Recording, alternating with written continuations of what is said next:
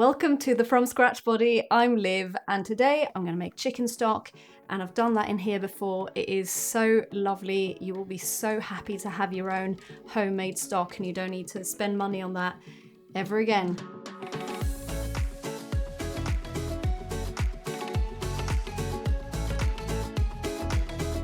So I'm going to keep this rack in here, and I'm going to put everything that I put on that.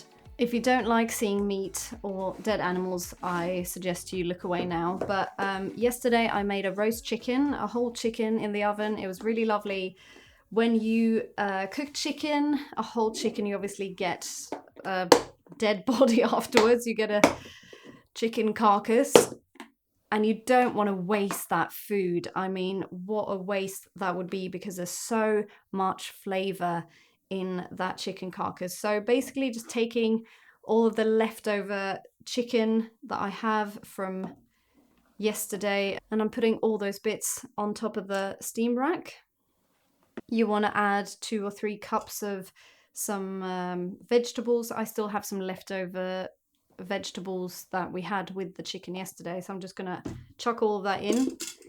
If anything falls to the bottom under that rack, it's not the end of the world, because I'm going to put in loads of water, so we're not going to get that burn notice, I don't think. So I've got some beetroot, I've got some carrot, Brussels sprouts, beans, some onion, and that all goes in there. I might add a bit of onion, a bit of carrot, and some garlic as well. Got a bit of leftover celeriac, I realise, so I'm going to chuck that in there, and some carrot.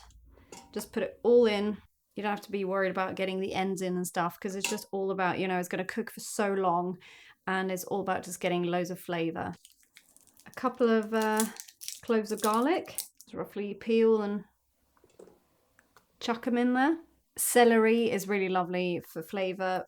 I haven't got any celery at the moment, but I've got some celery salt.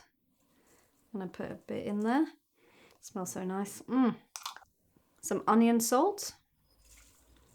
Some thyme, if you have fresh thyme, lovely. And I'm gonna pop a few bay leaves in. Some whole peppercorns.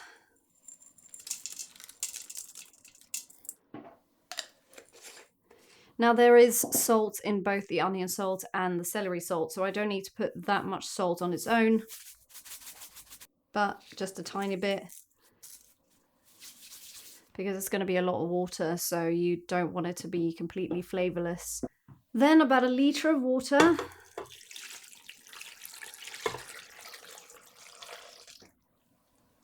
And that's it. All right, so I put the pressure valve to sealed, and now we're going to set it to an hour. Got to let this do its work. Got to let it get all the flavour out of that chicken. Pressure cook. 1 hour. So it tells you that it's on. It still hasn't started counting that hour, because now it's building up pressure. So that's going to take quite a few minutes. Then it's going to beep again, and it will tell me that it's counting down an hour with full on pressure. You don't want to interfere with that. You want to just leave it for an hour. So we'll come back to this in a little bit.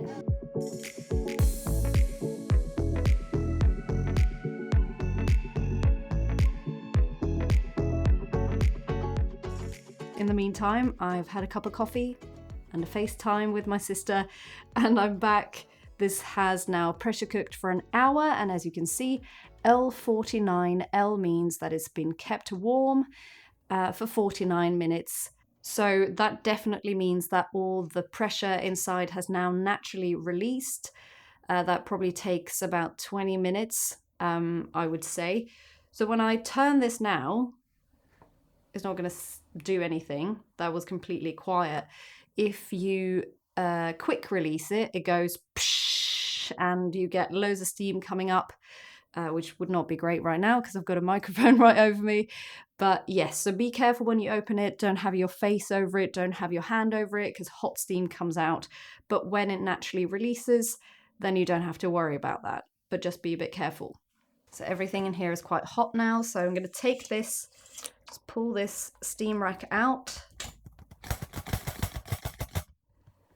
And now we are left with the pot with loads of lovely stock in and all of the leftovers of the chicken carcass and the vegetables and everything. So now I just have to make sure that I get all of the little bits of bone and all of the stuff out of the stock. So I'm just left with the lovely, lovely stock. So just to get the biggest bits out first, I'm just gonna use this colander gently, gently. So I'll go through a few rounds of just getting all of the bits of food out. Quite a lot of the moisture is still in the vegetables and the chicken, so just trying to get all of that out because that's where the flavor is. Running it through this sieve back into the bowl. Then you see quite a lot of the herbs are now stuck in, I don't know if you can see, are stuck in the bowl, and quite a lot comes out in the sieve as well. So we've kind of cleaned it even more. And then finally, I'm going to sieve it all into this jug here.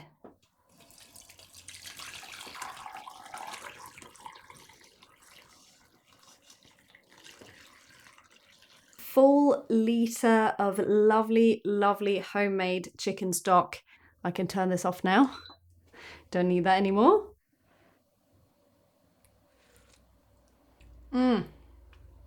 Oh, it's so flavorful. It's amazing. It's so easy. It makes itself one of the best things to use the Instant Pot for.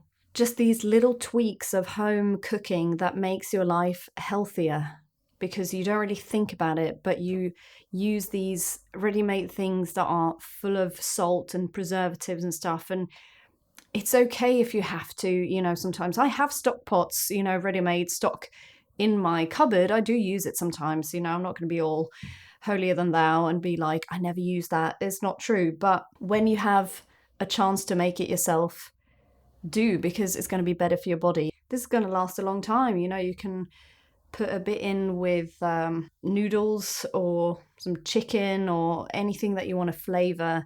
You can put this in a big jar and just have it in the fridge. Or what I really love doing, which worked really well last time, if you're from the UK, you might recognize these little pots that you often get with sauces if you get a takeaway curry. And I'm guilty of getting quite a few takeaway curries. I have even more than I'm showing you now. I'm almost embarrassed. But if you just clean these in the dishwasher and then you have loads of pots, they're really nice portions for some stock. And you can freeze it.